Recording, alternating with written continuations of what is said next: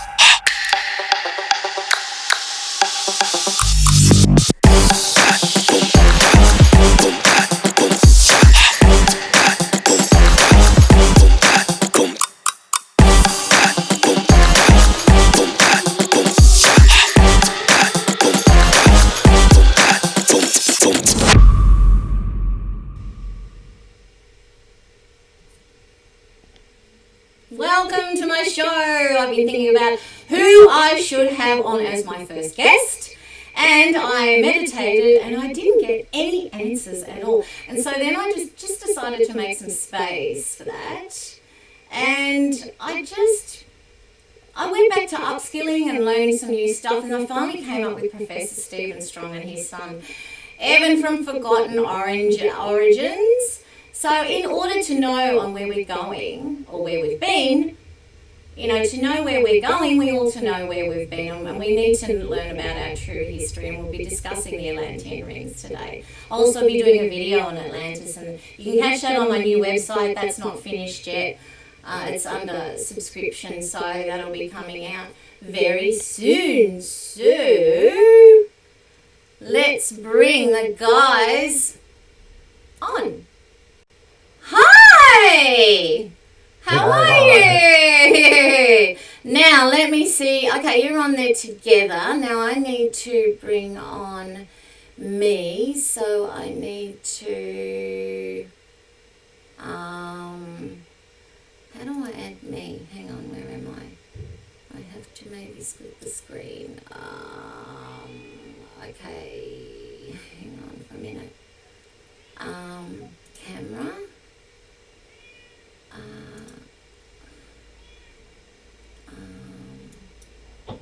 Solo, no. Add to. Oh, here we go. Great. All right, now I'll swap you over. That's better. Okay. All right. Okay, I've got you guys on. Did you know I'm going to be able to show you website today and show the rings and everything like that? So we'll get into that in a little minute. So I just want to introduce the wonderful Professor Stephen Strong and his amazing son Evan. To me, they're like the Indiana Jones of our world today, and they're gonna. Well, you guys are. You're like a combination of that. You really are. For me, you are anyway. And I just want everyone to know about what's happening with all this stuff that you guys have discovered with the Atlantean rings and Atlantis and all just the amazing stuff. So you want to take it away? Yeah, okay then. Look, do you want us to take the ring story through like chronologically from the start to finish? Is that how you want me to go through that? Yeah, and the interesting stuff about what you talked about with Tolkien as well. Yeah. That was amazing. You want me to bring up some pictures? Yeah. Yes. Okay. All right. Yes. I don't know how that's going to happen, but all right. Look, we'll start with the first of these rings, and I've got to make a point. There's been some elders who've made an issue about the fact that we're doing these rings, but you've got to remember something. Around about half of these rings we're going to talk about have been found in Australia. But both Atlantean and Lemurian rings, Lemurian object, have been found in the soil, well underneath the ground in Australia. So this is very much an Australian story, but it doesn't sound like it to begin with. So how does this begin? It begins with a gentleman whose name is Sean, who bought a metal detector and went to a place called Hill End in New South Wales, which is a gold mining area, and it's on 33 degrees latitude south, and that's not a coincidence. Yeah. Anyway, he and his mate had the metal detector and were at Hill End, and they were going to find gold for sure, and a lot of it, so they decided to celebrate that night and wrote themselves off drinking beer. Not something Australians normally do, I know, that sounds unbelievable. But be that as it may, quite a few cans of beer were consumed, and the strange part was that when he woke up in the morning, he wasn't feeling well, was he? He was feeling a bit hungover. So it's really strange how we keep poisoning ourselves. But anyway, irrespective of how that started, he then decided to turn the metal detector on, and on a whim, and that's what he called it, he went up a hill. And up that hill where there is no gold, it's the only place that isn't, his metal detector went off and he started digging. He went down a metre, hadn't found a thing, checked again, it said there was something there, went down 1.5 meters. Archaeologically, that means if it's natural, that's about 30 to 40,000 years ago. Wow. And then he got this thing that was all in dirt. He said it's gold, so he washed it off, and what actually took place was there it was in front of him, and it looks so much like gold. Now, can you see that slide? Oh, okay, hang on. Let me just. Ah, Because right. Oh, there we go. I've got you on here. Okay, yes, the audience can Right. see that. Can you guys see that Okay. too? This is what it looked like Yep, when he we can see cleaned that. it up. Now, if you look, I know it's a bit old because it's been in the ground for probably 40 or 20 or 10,000 years, whatever, a long time. There are two symbols that repeat themselves around that ring. There's a round circle. I hope people can see. Then there's a straight line, and there's a vertical line that goes in a bit. Then to the side of that, there's something that looks like a clover leaf. The ring is made of those symbols. It goes all the way around. There are 5 of the circular ones and 4 of the clover leaf ones. Now, we've done some research. Those clover leaf ones happen to be the Berber symbol for Atlas. Wow. And the circular ones there, there's a better picture. We'll see it more clearer there. I prefer Excellent. that one, Evan. The circular ones, there's 5 circles there. One's been cut. I'll talk about that in a sec. The 5 circular ones have the circle with a straight line and horizontal and vertical line above and below.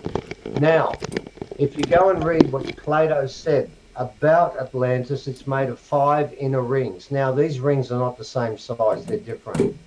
And it was transversed by roads that went across vertically and horizontally. We think the symbols represent Atlantis with the 5 circles, and the 4 represent Atlas. But if you look very carefully at the smaller camera photograph there, you'll see that one of those rings, one of those circles has been cut in half and it doesn't continue. Now, that cut is not the same as any other cut, and it goes right through to the other side. You can see it on the other side. The ring was cut. Now, that's a major issue for further down the line when you're talking about magic and the fact it's probably the most dangerous ring on the planet. Would that be fair, Paula? Yeah, pretty much. If you were to give a score Stephen, for evil magic, didn't you have a bit of a heart attack or something when you put it on? Did you? look, if we started talking about that, we probably would have finished. We wouldn't get to the rest. I will ask Evan a question. The best way to do this, because he's seen some of this, Evan, on a scale of 1 to 10, 10 being wonderful and benevolent, and 1 being would bite your head off and kill you, where would you rate the ring? Well, I'd like to go above 1, but 1's my maximum. For You could go below. No, you can't go below. You've got to stay 1. Okay, 1. Look, yeah, 1. It is an incredibly bad magic ring, as I believe all of the Atlantean rings are. But we won't worry about that for now because I'm making an assumption. I'm saying it's Atlantean, and people are probably saying, well, I wish it was, but prove it. That's very important. So what happened was this. The gold miner then took this to an assayer and got it done, and it happened to have been probably one of the best machines in Australia because he thought it was gold, and he thought it's thousands of years old. This is going to be worth millions, and his life is set. And it comes back, no gold detected. Well, I can tell you, he wasn't a happy chappy. Sean was very disappointed. And then Roz, a friend of ours who buys us a lot of stuff and we work together with, bought it off him when he put it up for sale. Now, ladies and gentlemen, I looked at the assay and decided let's go to computer land for the first time in my life ever and put those 5 elements together and see what comes up. Nothing comes up. There is the assay there. It is around about 99.5% copper and zinc, and then there's 3 trace elements. Now, we had that, and I went through and looked for hours. I couldn't find any ore that contained those 5 things. And then finally, I did find one entry in the most venerable of reference points, Wikipedia. So after ignoring it for 2 hours, I went there. So I do confess, I'm sorry, ladies and gentlemen, I went there. There was nowhere else to go. But do not despair, because there I saw the word Homer. I saw Pliny the Elder. I saw Plato, Socrates and others, Aphrodite, all associated with this thing called orichalcum, which had all the 5 elements. And when Plato spoke about it, he said that it was mainly copper and zinc with nickel, iron and lead. And lo and behold, so there it is. But you know what? I've got to fess up. I did find this. I've got to give you the full sentence. According to Wikipedia, ladies and gentlemen, I have a disappointing story for you because according to Wikipedia, orichalcum is mythical. And it belongs to a mythical place called Atlantis, and it's both in the same sentence.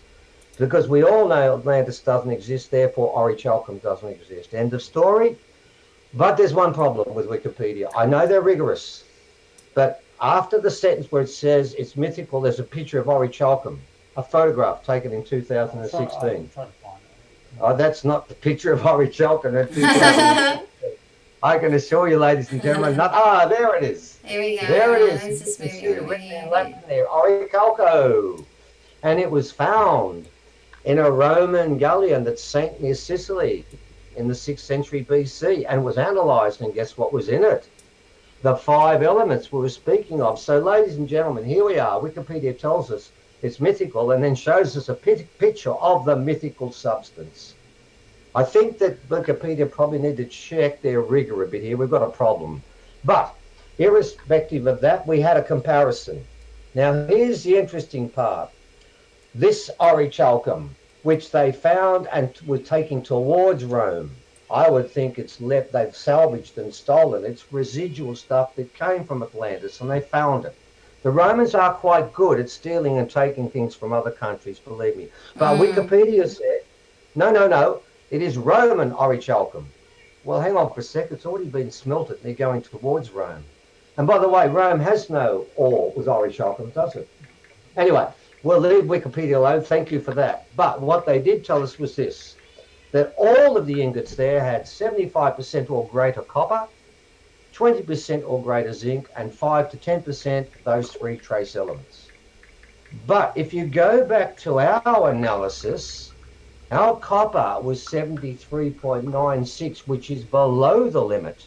Mm-hmm. And our zinc is above 20%, which is above their limit.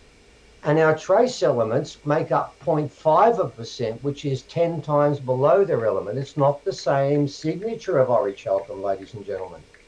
There is a big difference between the two of them. So this is how the story begins. We now have one ring to work with to begin with. And from that, what comes next, Evan? I have no idea. I think we're going to... Oh, encore what? Oh. Yes, I'm pretty sure. Oh, that seems to get a very receptive response. Oh, we all love encore what? I'm muted, so Well, what's going on? to be honest, Is it I working? couldn't care less about it because we Refresh do your page. Australian original stuff. Go on any 15 But though. Facebook. what happened was, what we found... Hang on. Go on my Facebook What's happening there? profile. Quick.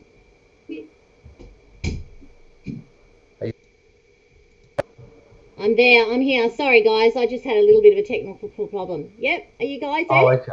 Yeah. We're just okay, checking. we've got back. All right. Okay, we're back to the rings that come from Lemuria. Mm-hmm. All right. What then happens is, here we are. We're dealing with ring number 1 that's nearly killed me and Evan, and people have cursed each other, and our group's been fighting over it. Lies have been taking place. The ring is going ballistic. People are vomiting when they do ceremonies with it. And during that time, Roz says, I got another ring. Well, that went down like a ton of bricks, I can tell you. Not another one. She said, I got a giant's ring. I said, I couldn't care less if it was actually worn by a 40-foot snake. I don't care. We're dealing with another ring. I mean, we're waiting to be killed. We nearly died, didn't we, Evan? Yeah. So anyway, she said she's got a ring and she sends it to me. And I think, oh, yeah, it's a bloody big ring. It's got a massive part in it. There it is there. It's the smaller one of the two. And it's got 2 elephants on the side and a monkey on either edge. And I said to Roz at the time, fantastic, great, I'm glad you've got it. She said, I bought it. And I thought, well, we got one ring, you might as well get one. Wonder what's going to happen with that one. We thought, well, maybe she's going to get hammered now. We're looking at that ring, not the other one. Evan shouldn't have shown the other one there. I'd like to apologise for that absolute balls up there. You've shown them in advance the main part of this story, Evan. Oh, God. Oh, that's what you get when you do live, guys. Hey, but it really is gorgeous looking at it. Oh, I've got a little bit. Well, it is, but here's the trick with it. Don't show the other one, please, Evan. We'll come to that gradually. Here's the trick with that one. Roz has got this ring. I couldn't care less. Honestly, I couldn't care less. And nor could Evan. We just looked great. You can have it. Anyway, she's watching TV one night with a ring in her hand, holding it. And by the way, you can see the coin there. It's massive. Anyway, she was told by the ring to turn the TV off. Now, I'm going to say this 3 times, ladies and gentlemen, so it does get the same way. It gets repeated. And she did. Then she was told to go to the computer and type in a computer address. And it wasn't Vietnam memorabilia. It wasn't an archaeology site or a place where they're eBay, where they're selling stuff. She was told to type in the address of a Thai arts and crafts shop where they sell watercolors and paper. She'd never been to that site before, I can assure you. And this is a true story. This woman never lies, does she, Evan? She's incapable of lying. That's right. She's autistic. Bless her soul. She's more advanced than us. She doesn't know what a lie is. So then what happens is this. She types there and she gets there and she says to the ring, so what? And the ring says, type in Giant's ring. And she's thinking, what for? So she types it in and up pops. Now, oh God, it's already been done. Is the other ring that Evan's just shown us. And in that stage, by the way, ladies and gentlemen, they both look brown. They're not. They're golden, but they're being coated because both these rings had been buried in the grounds of Angkor Wat and was liberated by the grounds there, liberated by the American troops when they went in the Vietnam War to help the Cambodians with their problems and blew everything up. And with metal detectors in hand, they found this. Now we know that we think that one person had all of them because we know that this one here you're seeing, the second one, plus one we're not showing you today, which is an earring, were together and they were both called giants. One's a giant's earring, this is a giant's ring. So that one. Now what happens then is she looks at that and then she's told by the ring for the 4th time, okay, you are to buy this ring and it's not to go to you but be sent to me. Now I can tell you she did buy the ring and she didn't argue the point, she sent it straight to me. Now my point with this is, that particular ring, what happened was I started to rub on it. And what we did after we rubbed on it was we found that it looked exactly the same as the orichalcum from Atlantis. So this is what happened. Here is the analysis now. I'm sorry I went about this the long way around, but I've got to give you how this came about. I started rubbing on the ring that's got by the way, my one has got 2 boar's heads, 2 monkey heads, and 2 elephants. They are obviously together, but their chemistry is a lot different. Now this one has the iron, the zinc, the copper, the lead, but there's no nickel, and there's tin. Now the tin, 1.68%, all Lemurian rings have tin. That's a signature of Lemurian rings. But the nickel is missing, and titanium has been added in there. Now, why would they do that? Because they put lead in at 8.78%. Normally it's less than 1%, which has weakened the structure. What does titanium do? Titanium is the hardest density to strength ratio of any metal on the planet. It hardens 24 karat gold with less than 1% to make it harder than 14 karat gold. In this one, it's greater than 1% that's been put in there, but here's the problem. The problem is this. That element was first used in 1932. How could it be in a ring from Angkor Wat? So here is the clue, ladies and gentlemen. There's something going on here that goes past what we got in Atlantis. So let's look at the next one, Evan, I hope. What is it? Right, that's a close-up now of the ring we're talking about. That's before the gold, and you might even see there just hints of gold on the nose and on the top of the armor there. Yes. And that was a giveaway. Now, if you look at it now, it's about 50% pure gold, isn't it, Evan? And the more I rubbed on it, I said to Roz, rub on yours, and she won't because there's grains of dirt in there, and we can use that for dating, so she won't touch it. We thought about that. She's got dirt. We can do OSL and find out a date, so she's not touching it. But by the way, hers has got orichalcum with the titanium in. Now, the reason the nickel went out is you had to put titanium in to harden the damn thing or it would have fallen apart. Once you put the titanium in, the lead now is fine. So what I'm starting to find here is that it's not an ore. It's an alchemist of the highest level. So let's look at the breakdown for this one, I hope, Evan. Oh, that's another picture of it again. Oh, by the way, can you notice in the first picture I put 2 fingers inside there? I know, it's so big, isn't it? Like a giant. Can you notice there's room? If I could squeeze my little finger, it would have been hard. I would have had to snap it off and put it in there. I could have possibly put my little finger in there too if I could have torn it off. That gives you an idea. And by the way, it nearly weighs 100 grams and all the weight is on the top. And when you put it on your finger, it hurts after a while because it's too heavy. I've had blokes say, oh, to go on my finger, they don't wear it for long. Okay, here's the reading for this one. Can you see it there? Yep. Well, lo and behold, this one is nickel, iron, zinc, copper, lead, exactly orichalcum, but once again, notice what's in there, the tin. The tin is because what we're learning now is these magic rings, the Tolkien rings we've heard about, the Tolkien, who is a Scandinavian linguist. And that was fascinating when you said that to me. That was amazing. So what we've got on this one, and you'll notice there that the copper and the zinc together, they add up to around about 95.26%. Now that is basically the copper and the zinc. In the next one, you're going to find the copper goes down to 59% and the zinc goes up to 30%. And in one of them, the copper goes up to 91% and the zinc goes down to 7%. Can you see a pattern here? Yeah. But what's really interesting, if you take Atlantis number 1 and number 2, and in there, one of them's got copper at 73% and the other one 91%. But when I add the 2 bases up together, they make 99.56 and 99.53%. This is a lot of coincidences, isn't it, for something that's supposed to be dug out of the ground that can look so different. So look at that one there, and what you have is pure orichalcum with the tin. And to be honest, it's very similar. If you look at the first 2 nickel on the iron there, it's still below 1%. And that PB is going to bring it up to about 4%, but that's below the 5% that's in the orichalcum, the 10% in Sicily. So it's a different group again. The copper is below their 75%. The zinc is above their maximum of 20%. So it's not from there, but we've got the tin in. Now, if we go a little bit further down this chemical trail, I hope Evan can do it. Let's look at numbers. Oh, there's the diagram at number 1. What is that doing there, Evan? It shouldn't be there, should it? I think 2 people just turned the machine off because they thought this is very sloppy. No, that shouldn't be there. This is how you. I wasn't talking about number 1. Oh, we're back on track. I'd like to apologise for Evan's balls up. That's twice, by the way, ladies and gentlemen.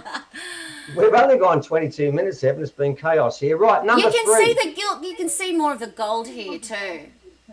Yeah, this one here is the Dharma wheel that goes around. Now, this one is fascinating because this is very high in zinc, but there you go. The copper and zinc is identical to about 0.03%. The base is identical with the one I just showed you before with the animals. Now, this one's fascinating too because we have another naughty chemical that should not be in anything that's 200 years old, not thousands. Could we reveal that naughty chemical, please, Evan? Oh, that's Atlantis ring number 2. We're not talking about that yet.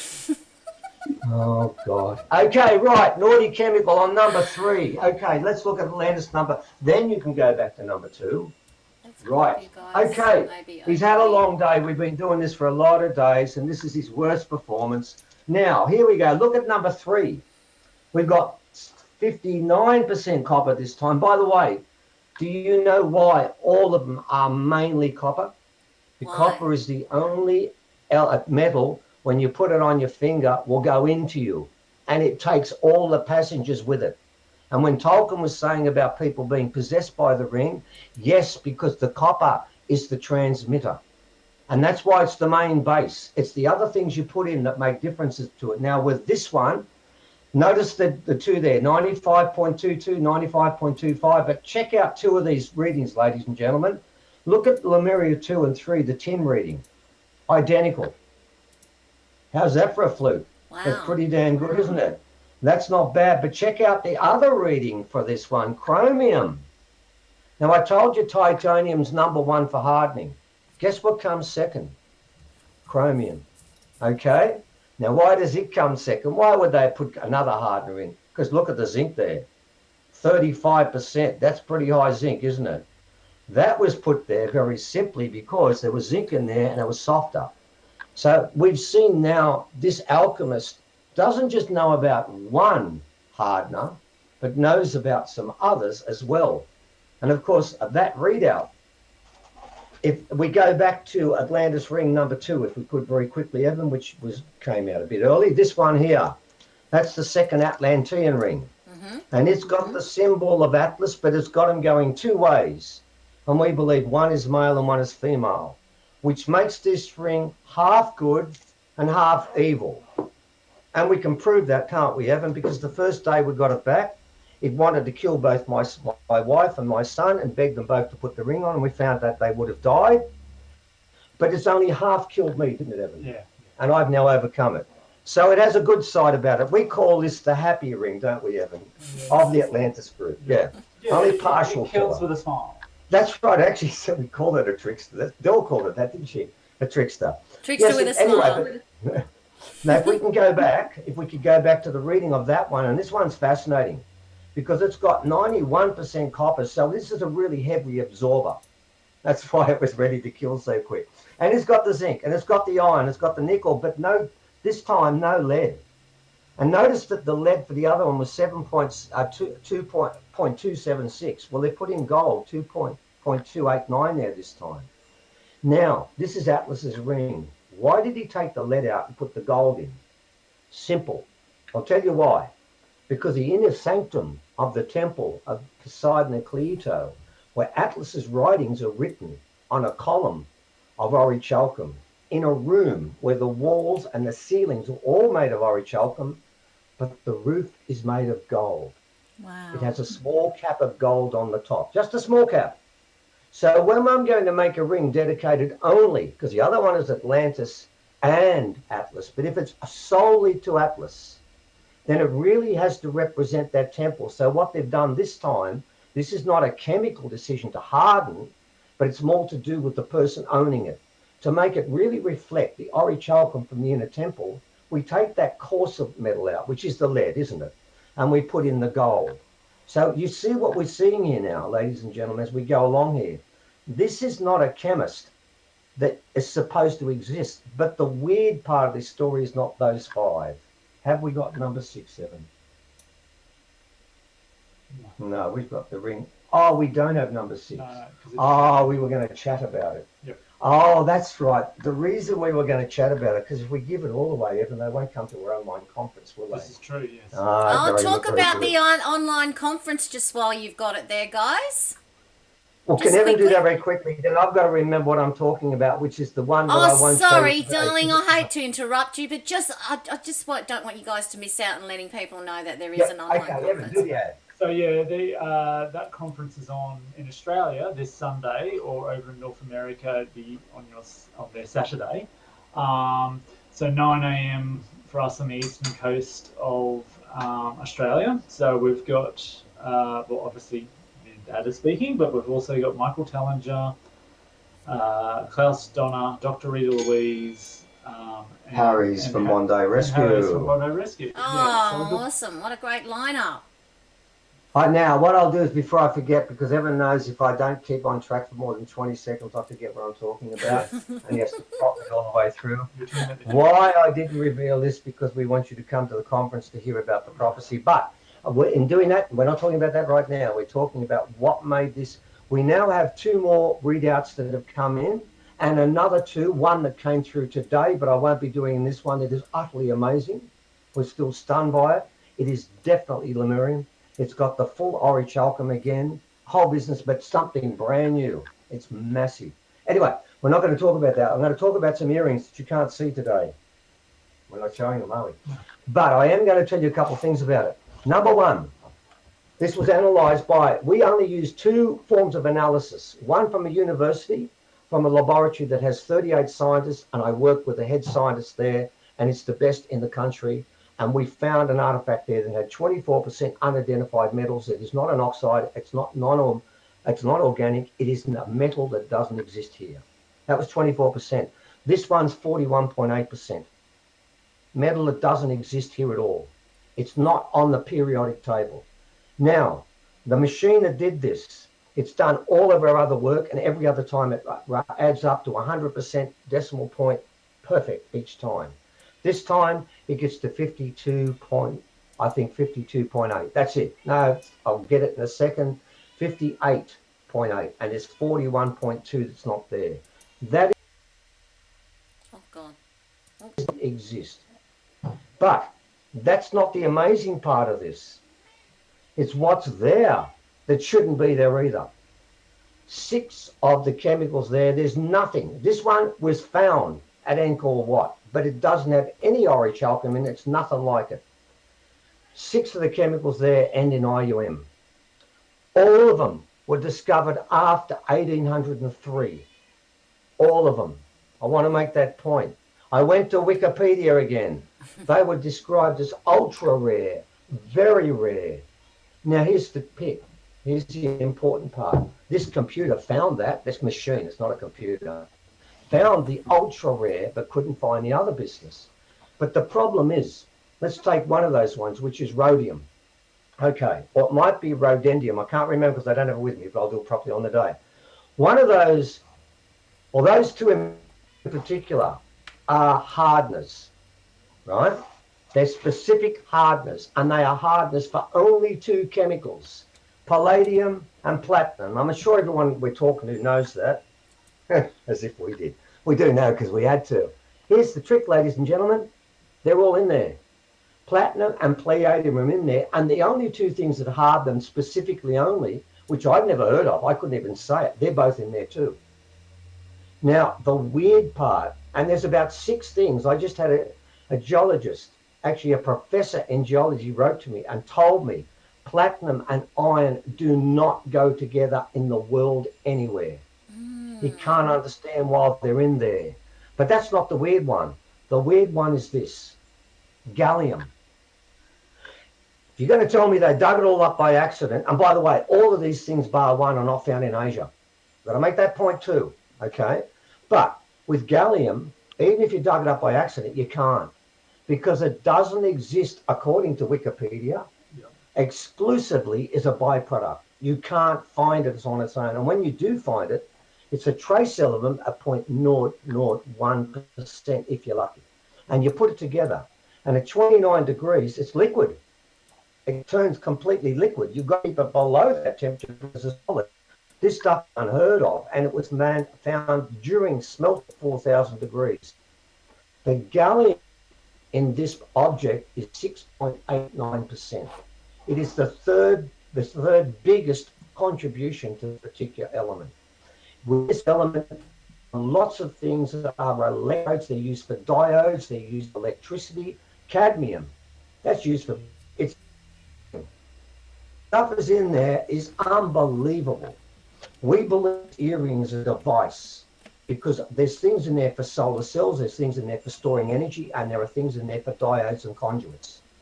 And this is all together in one so-called earring, wrapped around 41.8% that doesn't exist on this planet, and it comes from Lemuria. So here's the point.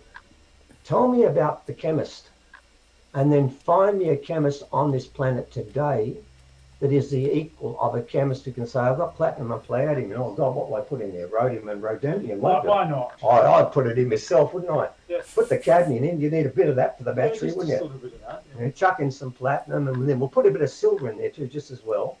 It's the most bizarre collection of chemicals, and I've had experts tell me this is nothing like it on this planet.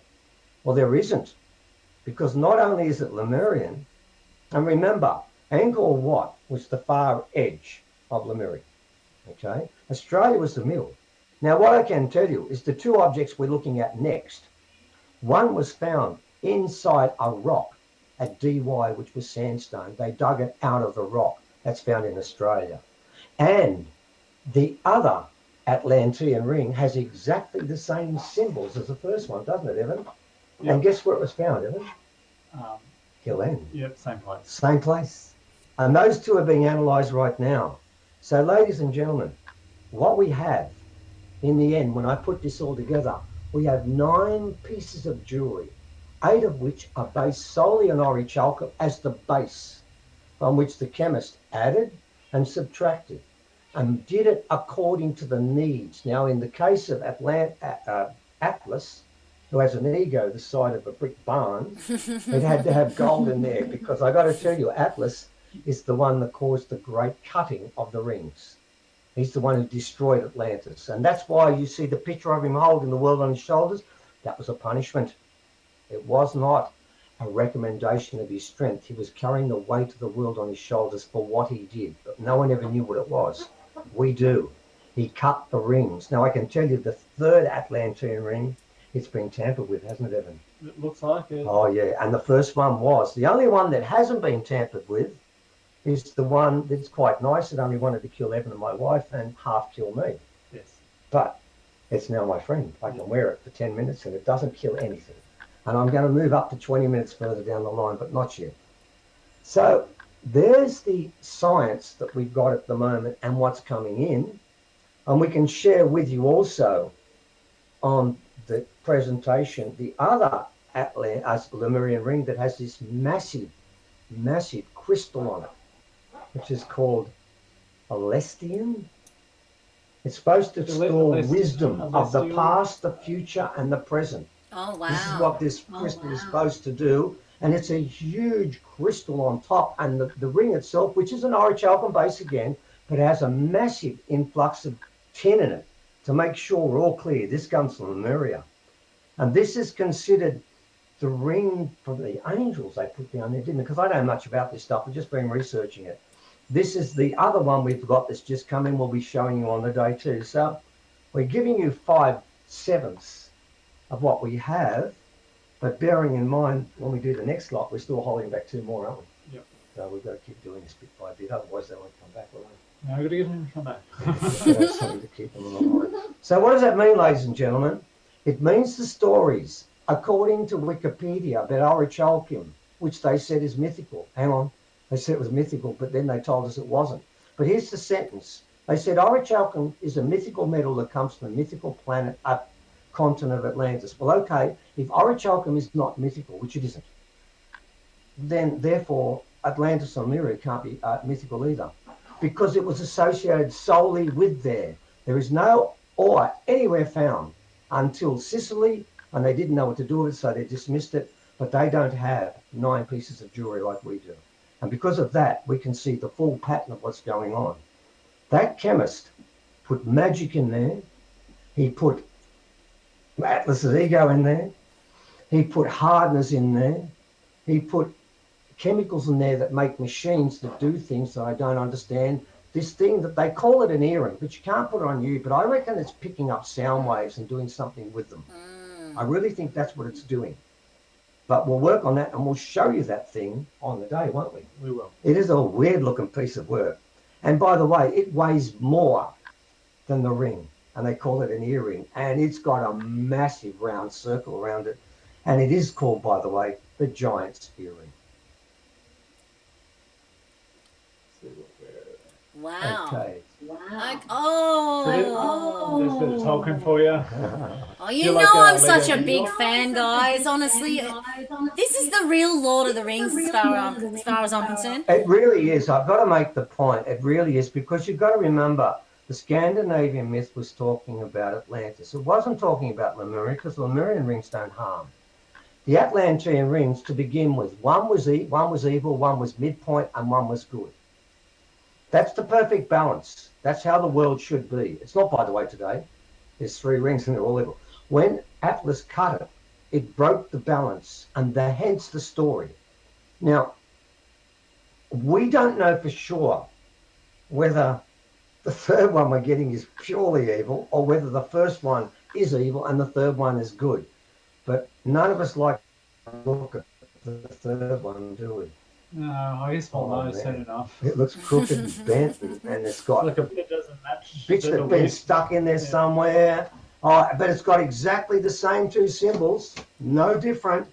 But, and the family that has it at the moment, I'm ringing them tonight, there's problems there already. Okay, but the point that Tolkien was on about, he took a myth. Hang on, we just took a myth. about Orichalcum, we turned it into fact. But indirectly, we're turning Tolkien's myth into fact because we're finding 3 rings and we know, we've seen it. There's magic inside it, and it was made by a chemist, an alchemist that understands magic and understands all the properties of the most refined, ultra rare chemicals that we only just discovered today. And they knew of them thousands upon thousands of years ago. So our argument is that we have found the metal that belongs to aliens. But we haven't just found the metal, have we, Evan? We found them. We actually found the aliens that are responsible for this, and we have their bones. So have we got time to maybe mention them? Is that a possibility? Yes, absolutely. Let's maybe... All right, Evan's put up something here about what Artie 6 Killer Clark was talking about, the moon beings. And they have big eyes. Down here, yeah. And they took it underground in their cities. They were small and had blue skin and large black eyes. I want you to read that, ladies and gentlemen, before we show you the bones of this thing. The Cherokee call them the moon people. Well, we've got 4 of them in Australia, and in the time we've got left, we'd like to talk about them. And of course, we'll do them in more detail again. Another shameless plug. You're getting good at this. So 4, but very quick, okay. And then let's now look at, there they are. Okay, this is one of the ones I've been to myself personally. I'm the only person who's done this archaeology apart from the government, who saw that skull and said it's a normal Homo sapien. Now, when you look at that skull at the moment, it has massive eyes and it's got no brain, has it? No. Hang on. That's what it looks like for the first shot. There's now, when you look at the same skull again, it's got massive eyes and a massive brain, hasn't it? Wow. I Now, wonder if if you go it's back got to a the massive first one- pineal gland as well. That's probably why their heads Oh, were I'll so tell you a big, lot yeah? about it. Okay, Wow. that's my shoulder. I'm the one who's there doing this, so I'll tell you a bit about it. Go back first one, please, Evan. I want you to make a point. Where's his forehead? Have a look at your forehead. Your forehead goes 6.5 centimeters above your eyebrows, right? Yeah. How far does this one go above its eyebrows? I measured 0.5 centimeter. Wow. And where does it go after that? Backwards. Where's most of your brain? Above your eyes or below your eyes? Above. Yeah. Where's all this being's brain? Below At the their back, eyes. yeah. Now, if we go back the other one, Evan. Number 2. Where's the widest part of this skull? At the front, the middle, or the back? Oh, it looks like The the back. front, does it? The spot in No, the the top? back. No? Oh, the back. No, it's the Okay. back. Have a look at the back. The back, believe me, it's the back, because you'd see where the thing's curling. Some of the bones have fallen away Yeah. as we dug around the edges there, but it's at the back. A Homo sapiens skull is its widest point at the middle is 13 centimeters. This one at the back is 17. Oh, widest point. Sorry, darling, I thought you said whitest point. I was just Oh, no, having widest. having a Right at the senile back. moment there. Yeah, okay, widest point. Yeah, of course, yes, with the big cracky split in the middle. Yeah. Now, I'm going to make a bet. I'm talking to a female right now. I want you to imagine giving birth to this child. Oh God. No, I help you.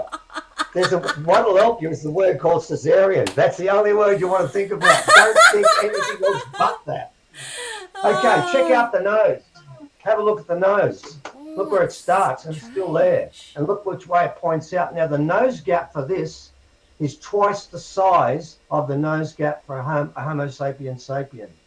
Notice where the nose is. Can you see how the bone there sticks out forward? We have a depression there. Yes. That point where we have a depression, it sticks out. Okay, this was found in the ground, obviously. Now, here's another one, a separate one, which we put together. Again, no forehead. Same issue as before. Nose starting up high, above, right up high again. And there were 7 pieces of that, which we put back together with a gentleman who used to work for the Australian Museum and put together, and there is the skull we created from it. Wow. Look That's how what big it looks those like. eyes are, and that big nose, that big hole for the nose. Wow. It's got nothing in common with Homo sapiens sapien. And by the way, this one, the one you're looking at now, both the people working on this, that's the guy from the museum and the guy that does the faces for Evan. Alien Predator films. They both said the same thing. They said, where's the sutures? There's no sutures with this one. Wow. I want you to think about that for a sec. We can show you because we've got the inside of this. I've got the bone in our house and I can show you when it's running at the back. You know how we've got a suture running down the back? Uh-huh. Right? This one doesn't have one.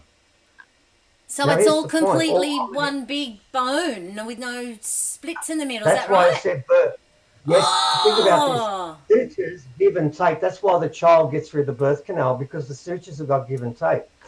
Both the gentlemen involved said, for God's sake, where's the suture at the back? Oh, wow. We think this either has two or none, but it's most likely none. Now, there's a comparison of the two skulls together. Wow. You can look at the side, the shape of the nose, and you'll notice the noses are just not the same at all. The eyes aren't the same. In fact, ladies and gentlemen, the width of the jaw is much wider. And when you look above one another, you'll now find out which one has got a bigger brain. Not us. We came second here. Now, I want you to pause and think for a second, the time we've got left. I think we've got two more to show them, haven't we, Evan? Or do Yep, we do. Okay, keep going. And there's number 3. This is found in South Australia in the desert, 2,000 kilometres from where the other ones were found. I want you to think about that. We don't have a mutation now. And once again, you'll see that same, notice how you've got the bulge at the front, it's flat again, and there's bones strewn everywhere. We nearly got to that one, didn't we, Evan? Nearly got there, and then the government stepped in and called off the whole expedition. And it's still out there in the desert getting washed away in the next water, isn't it? Yep. It'll be gone soon, so it's okay. Oh, here's the 4th one. And in that one, the bone, the nose is still there. It's there. It's stuck in there. And it's another flat one. And this was found on the coast, not by the Murray River as the first two were, and hundreds of kilometres away on the coast in Victoria. Now we have 3 different environments where we've got these flat-headed skulls that have brains much bigger than ours. Now, why do I think they're an alien? It's because of nothing you saw. That's what I held up on my arm, against my arm. It was a humerus bone. You have a humerus bone that goes from your shoulder to your elbow. That's how it works. Yours is 29 to 30, mine's 30. Basketballer can be 32 and a gibbon can be 35 because gibbons use their arms all the time. I picked up the humerus, I picked up the femur bone first and measured it. It was exactly the same as mine, 52. So I say this is 5'10", this person. Then I picked up the humerus bone because you can do measurements and height on that one too. And according to that, this being is 8'10". Wow. Because the humerus bone went down to 43, but there was no elbow joint. I held it in my arm. 3 people saw it. We all said the same thing: is what is this? Here's the interesting part. The gibbon's humerus bone is really thick. You know why? Because it's got a big arm and that's what it uses. So the bigger the arm, you must be using it, right? Yep. This bone was no thicker than 1 inch at its widest point. Useless. You couldn't play tennis with it. You couldn't throw a ball with it. You could basically let it drag along the side of your body because the amount of ligaments and muscles that would go on this bone at our gravity is not enough. But if I changed the gravity and halved it, it would be. If I lessened the amount of light coming in, the eyes would work. So what I have a being here that we can call moon people because they can't do it in the daytime, but they've got arms that just don't work properly here. Well, that means they just weren't made here. If we found one on its own, mutation. But that first one you saw, did you see there were 2 front teeth taken out of the front?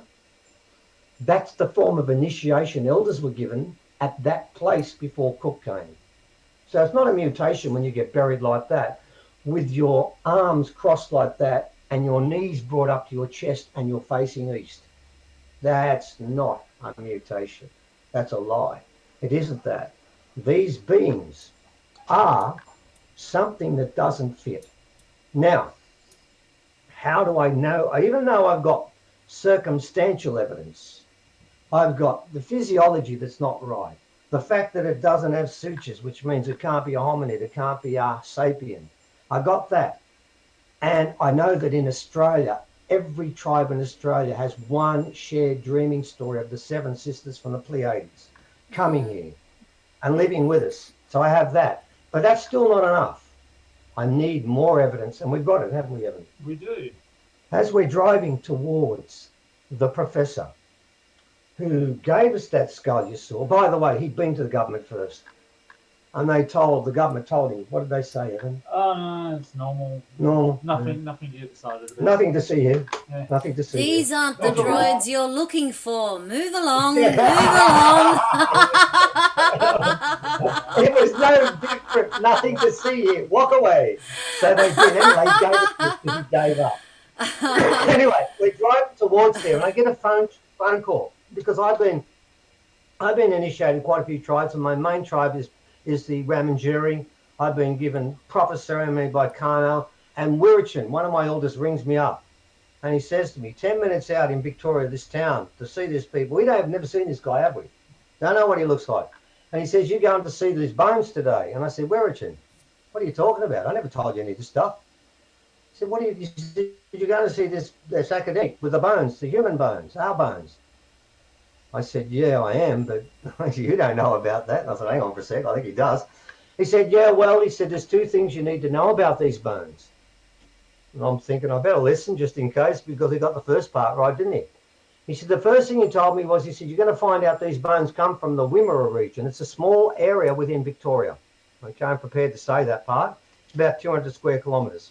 Not that big in Australia, because we're a big place, but 200 square kilometres. Anyway, he said the second thing is what you're going to see is one of the sons of Bayami. Now, Bayami is the first sky hero, because all our gods are sky heroes. They're not gods, they come from the sky. And Bayami brought, this is one of his sons you're going to see. So it's Pleiadian, okay? So, okay, we go in there, and old mate comes out, and we knock on the door, and he's got the skull in his hand, the bit you just saw there. And the first thing he said to me was, this skull come from the Wimmera region. Now, I'm thinking to myself, well, he got two things right. The last thing he told me was it was one of the sons of Bayami. I've got to tell you, mate, if you get two right, the third one's a given.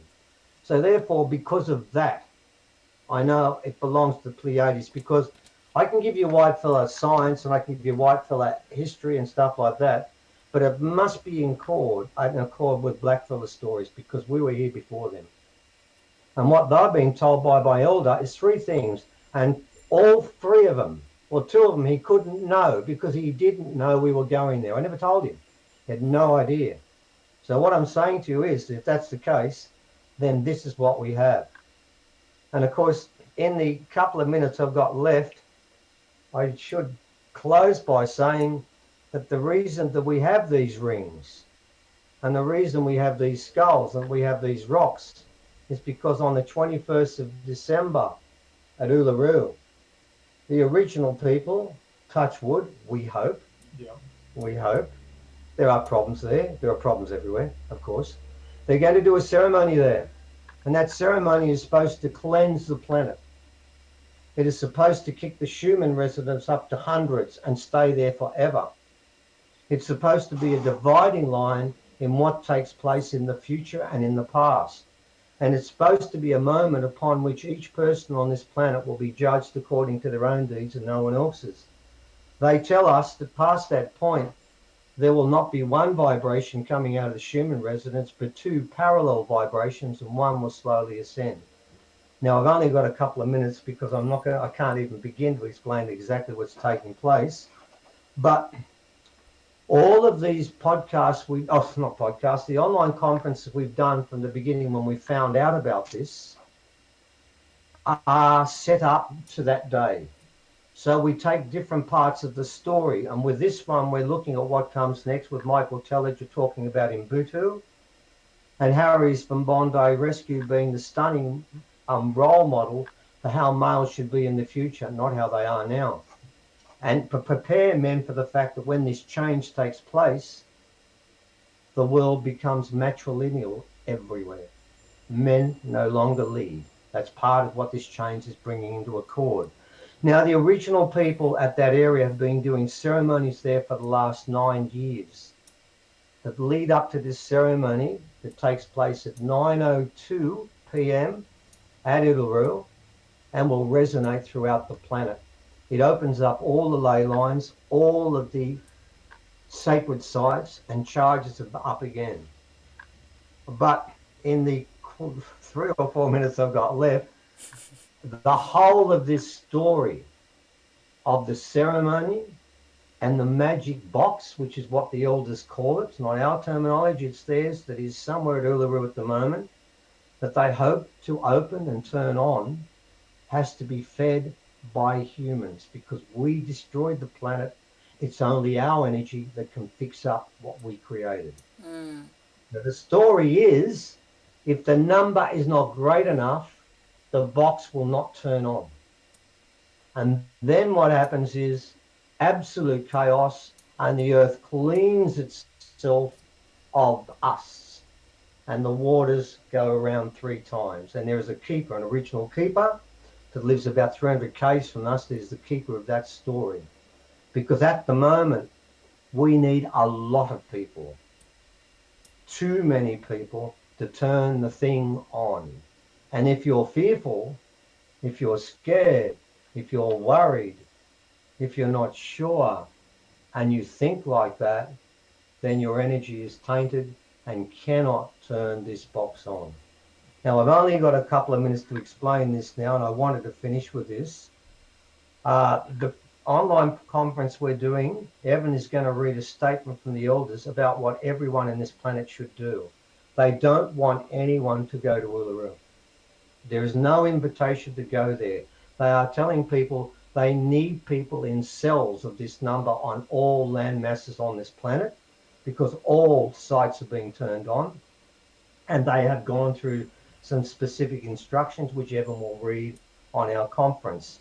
But we don't put a price on knowledge like that. If you don't want to go to our online conference, we've put it up on our website. Have Yeah, you can just look on our website and read it yourself, because that sort of knowledge, I think it's right that we charge a small amount for, because we have to put that on. It's only $26, and we've got all these people, and it's about a 9-hour presentation, and you have it for a month to watch as often as you want. That seems cheap compared to the rubbish that's on TV. But more importantly, we also put it up on our website for free, that if you can't spend the $26, you can still read exactly what you're supposed to do, and it makes no difference. And I'll close with this. We did a presentation yesterday, was it, or the day before, with an elder, Clinton? Yeah, I think it was yesterday or the day before. Yeah, and he was asked about this, and he's from the Kimberley region, not from Uluru. Pilbara, sorry. And he was made some very clear instructions about how it should be done.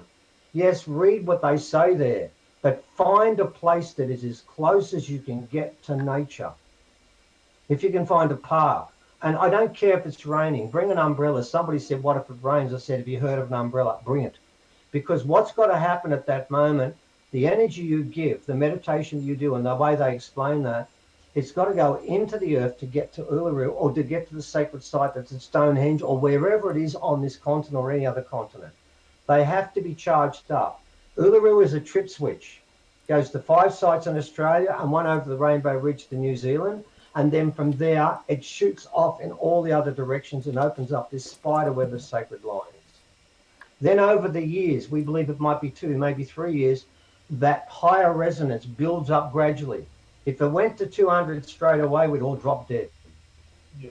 Because even the ones that put in that pure energy, none of you are perfect, myself included. I'm a long way from it. In fact, I don't even think I'm going to get to the other side. I think I'm going with the mob that's going down.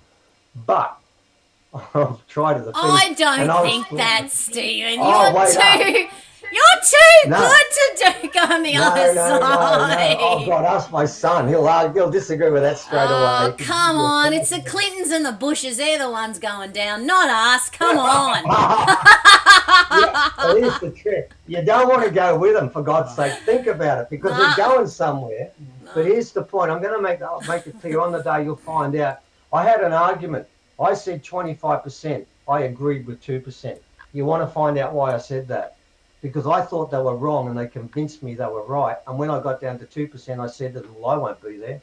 If you listen on the day, you'll find out why, and you'll realise why I said it. It's not that easy. And that's why they put this up.